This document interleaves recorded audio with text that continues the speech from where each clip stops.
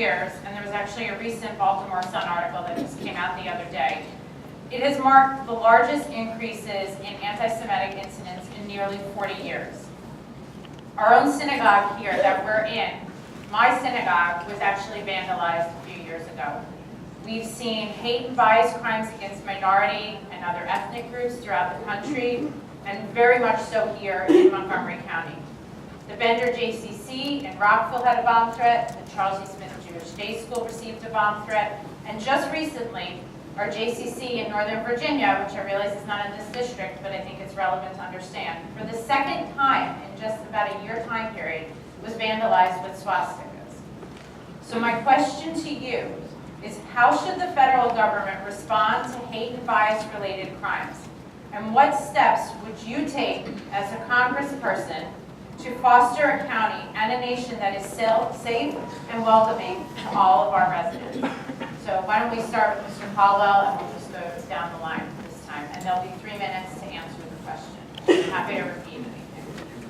Sure. So the question essentially is, how should the federal government respond to hate and bias-related crimes? So you, as a congressperson, what steps would you take to foster our county and nation that is safe and welcoming to all of our residents? Okay. You can hear me okay? All right. Yep. At the federal level, the most important thing your congressman can do, because it's one of the things that actually adds to this, is the divisiveness between us as Americans. There was a famous American that once said that the actual key to peace, whether it be individual peace, peace between households, neighbors, communities, or nations, the key to that peace is we must examine our own attitudes and our own selves to find out what our own blocks to peace are. Because peace in all of this, past everything, is the most important issue in our time. A lot of the problem that we face now through this divisiveness is not accidental. It is to pit one group of people against another people. Team red, team blue, it's all about everything of breaking us down into certain individuals identified by everything, the one thing that's the most important thing that we have in common. No matter if we rise up to the heights of liberty or sink down into the depths of despotism, folks, we will meet our fates together as Americans. So to reach across that, to foster this non-pitting one group of Americans against another group of Americans is one sure way at the federal level that we can cut through this divisiveness. The true law enforcement aspect comes of it in the local communities. So we can pass certain legislations to make the punishments more severe or the requirements more strict, but at the end of the day, that is going to be applied here at the local level. And more importantly, and this is what you will see, it's the example. The congresspeople, me as your congressman, I will lead by example, not telling you with words, but actually coming out into the communities. I have offered to put both a Democrat, Republican, and a Green Party individual on my staff. I'm the one candidate. I do not care what party you are from, what group you represent. If it is for a cause that is in the best interest of we, the people in the 6th Congressional District, you will have my support. I don't care if you're a Democrat. I do not see the American people that way. Democrat, Republican, black, white, any kind of way you want it. We are all human beings and fellow citizens of one another. And the true answer starts between our attitudes towards one another and fostering that through example. Thank you.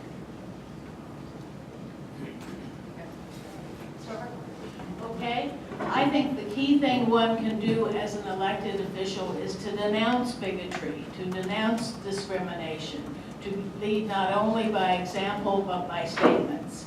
I oppose discrimination of any group based on gender, based on religion, based on sexual preference, based on color, based on age, based on weight. There are lots of things for which people are discriminated against, and I believe they're all bad. And I think that we should start off by teaching children how to accept all sorts of things and other people. Now, let me talk for a moment about a specific study that was reported in the Washington Post a few days ago. There was an experiment done at a school where they integrated sports teams of able children and disabled children. And they kept them that way for several years. And what that resulted in was an immense improvement in the toleration of other people's differences. And I think if you start with children, children are not born being bigoted. I think now to attack the current bigoting that is done by adults here in this country is going to be hard, but I think you do it both by example and you do it by education. We even have adult education that needs to be done in this respect, in synagogues, in churches, in mosques. All of these people need to be taught that this is unacceptable. There was an incident in Loudoun County today. I don't know if you all have read about it yet, where a family that was Spanish speaking was having dinner in a restaurant, or a lunch I think it actually was, and were screamed out of the restaurant by a hysterical woman who demanded to see their passports, told them in 4-letter words that they should get out of there and go home. Now that's not, the police were called and she was removed, but that's not the way to behave. I got a threat myself last week on the streets of Frederick. One of my staff members got a death threat for working for me. This is not a comfortable place to live at the moment. And I think all we can do is continue to talk about it, continue to try, and make a difference. I've done things in my life. I founded 2 chapters of the Women's Political Caucus, for example. I have stood up for a gay friend of mine when he married his partner. I believe that by my actions, I tend to demonstrate my view of bigotry.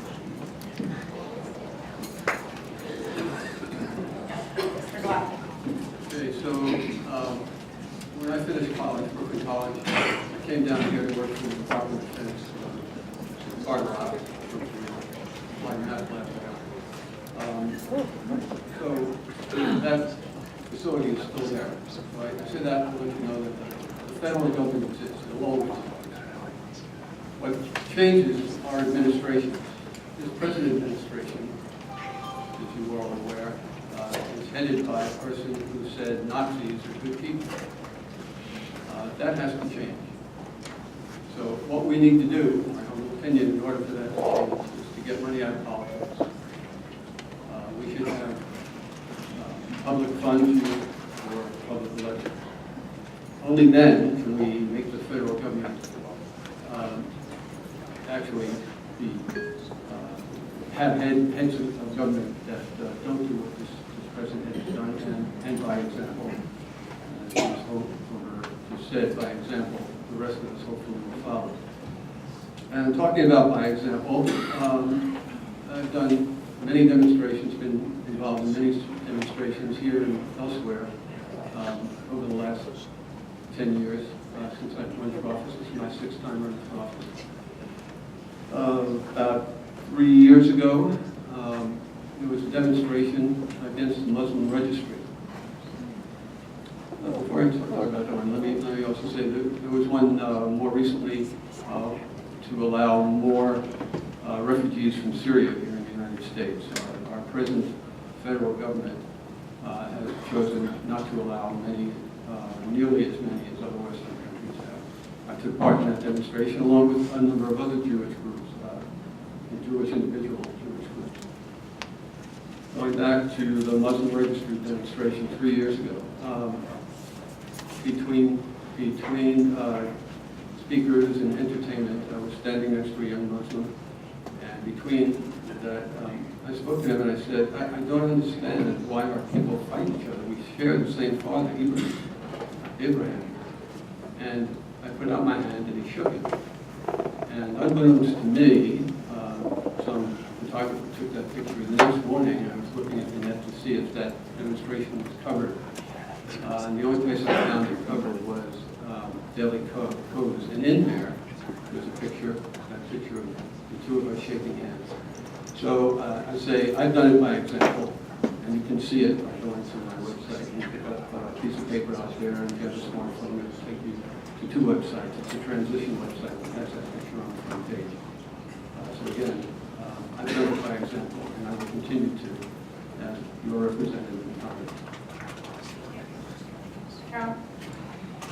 Our family belongs to the Temple of B'nai Israel and also Temple of Beth-Ami. And through those experiences and the various threats to the Jewish way of life, bigotry and discrimination is alive and well. Unfortunately, it's moving in a much more difficult direction. No question about it. I've tried to exercise leadership in that area.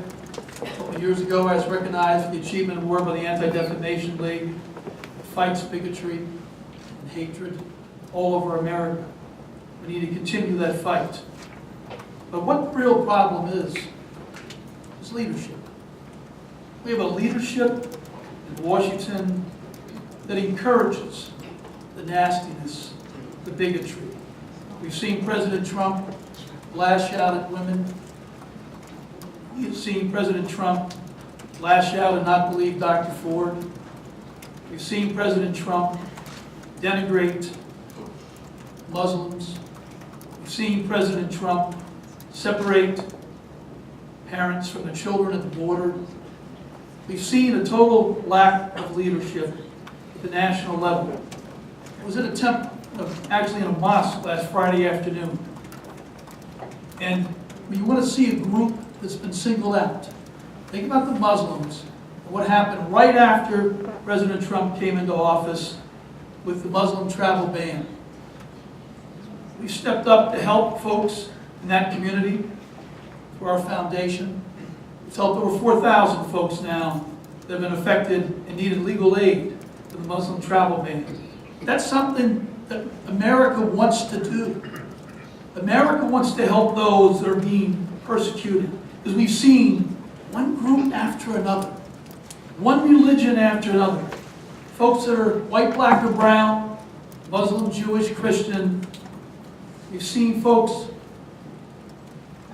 called out for their beliefs. That's not the America that I signed up for. It's not the America that anybody in this room signed up for. And it's certainly not the America we want for our children. So we've got to stand firm in Congress. We need to continue with the nonprofit block grants that allow funding for mosques, religious schools, anywhere there's danger. And danger is only increasing.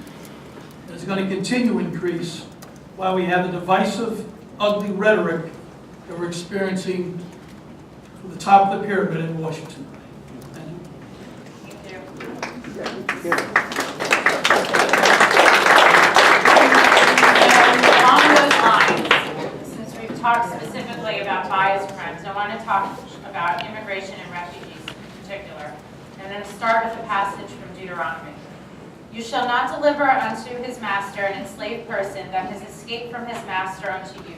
He shall dwell with you in your midst, in the place that he shall choose within one of your gates that seems good to him. You shall not mistreat him. So beginning with that unyielding biblical injunction and continuing throughout our people's history, Jewish law and tradition has embraced the stranger and demanded that we help those in need. In fact, many of our local area synagogues, including my own synagogue where we are tonight, have been working with local refugee families to help them resettle here by finding a place to live, providing them with food, with clothes, meals, and so much more. So I want to know, what is your position on the current federal immigration policies and enforcement practices? What, if anything, should we be doing to protect our immigrants and refugees right here in our communities, while also ensuring public safety and compliance with federal law?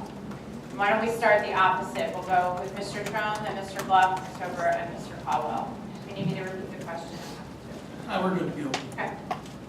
So question, we were all immigrants at one point in time. We were Italians, we were Irish, we were different when we came here. And then America assimilated us and welcomed us, and we became the fabric of what America is. The other countries in the world have not been able to master that. They haven't figured out how to welcome and create a truly heterogeneous society. A society that values differences. People look different. As we said earlier, colors, religions. The more we can value each other, the more we can value diversity, the more we can build inclusivity, the stronger America will be. That's the America that we all want to bring back. Unfortunately, once again, President Trump in leadership is moving us in a very, very bad direction. Direction of divisiveness at the border, the wall. It's wrong. America was built on different ways of looking at problems. 40% of our Fortune 500 companies were founded by immigrants or the next generation. We need a path to citizenship for the 11 million folks that are here. Have to address this. We need more immigrants. The U.S. was taking 100,000 immigrants. President Trump cut that to 45,000. Then he cut it to 35,000. We need to help the crisis in Syria. Yes, we need to be safe. Yes, we need to vet those immigrants. But to call the names, and the ugliness that we've seen in Washington about people that just don't look like the current administration is an America that I signed up for.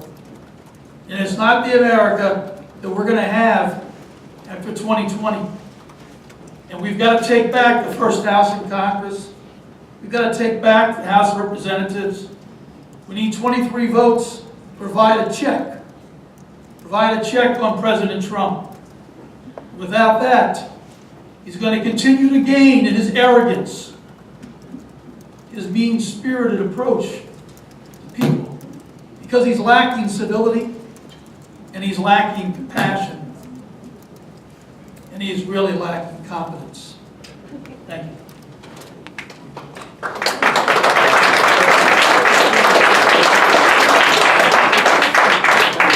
I know and I appreciate everybody's applause. It's just, it does take time away from the candidates, and we'd like to make sure that we can have time for all of them tonight. Thank you.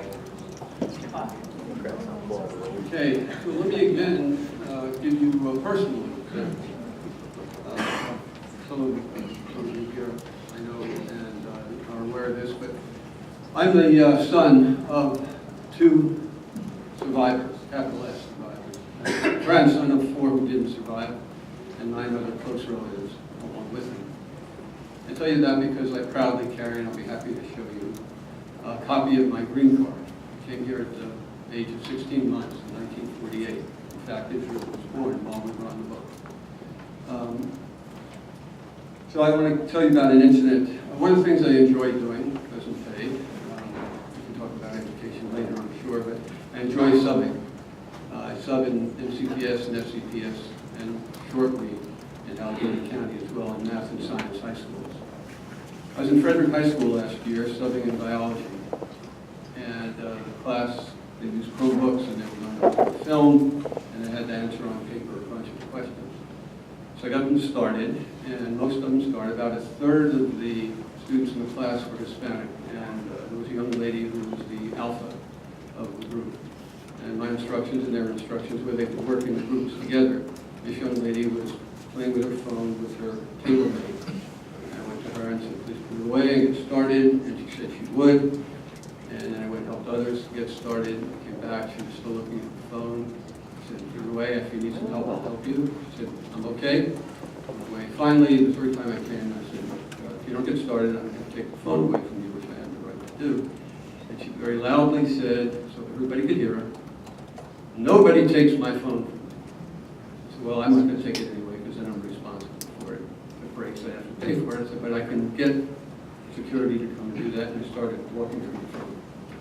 And I thought, let me try one other thing. And I took out a copy of my green card, and I put it up on the screen. I projected it up on the screen, and I said, my parents came here, they had no education, and yet they lived the American dream. I got to see their brother, their son and daughter become part of the middle class.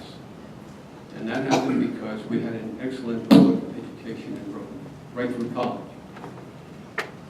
And I said, well, actually I prefaced putting that up by saying, this isn't meant for everybody. It's only, you'll know who it's meant for when I put it up.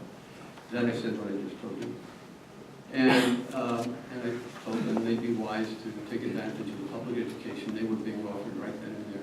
This young lady started doing work, finished in time, and the rest of our compatriots did their work as well.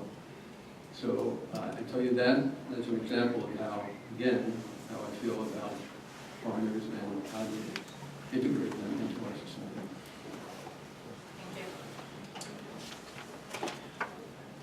All right, we are a nation of immigrants. I absolutely agree with that. My mother was a first-generation immigrant, and I would argue with the premise that we learned how to integrate immigrants well. I remember my mother as a young woman being called all sorts of nasty names. I don't think we've ever integrated groups of immigrants very well. And I'm sure there are many here in the audience that could tell similar stories about their parents and grandparents. Nevertheless, it is part of our American heritage. It's part of the value that we have in this country, and I strongly believe in maintaining that. However, we're also a country of law. And part of our problem on the immigration issue is the inconsistent application of that law. We have, for example, here in Montgomery County, the efforts to turn it into a sanctuary county. In contrast, we have the approach in Frederick County to reject having it a sanctuary county. The issues of disagreement on how to handle immigration law are part of what has caused this extreme divisiveness. I think we need to revise our current immigration processes. I certainly agree with not separating children from their parents. I would be a tiger mom if somebody had tried to take my kid away from me, believe you me. But we do need to revise our visa laws. We need to use technology better to vet the people that wish to come in. We need to use technology better to track the people that come into this country and overstay their visas. We need to use our expertise to actually do things to change the immigration process, and then we will be in much better shape. We, in fact, need to secure our borders. I have worked on border security around the world. I'm currently working on a project to secure the borders in the Republic of Georgia. The one I worked on before that was Libya and Tunisia. We can, in fact, secure our borders without building a brick wall, although the brick wall in Israel seems to work very well. And I think we need to secure our borders first. Please let the candidates finish. I think we need to secure our borders first, revise our laws, and then uniformly enforce them around the country. Thank you.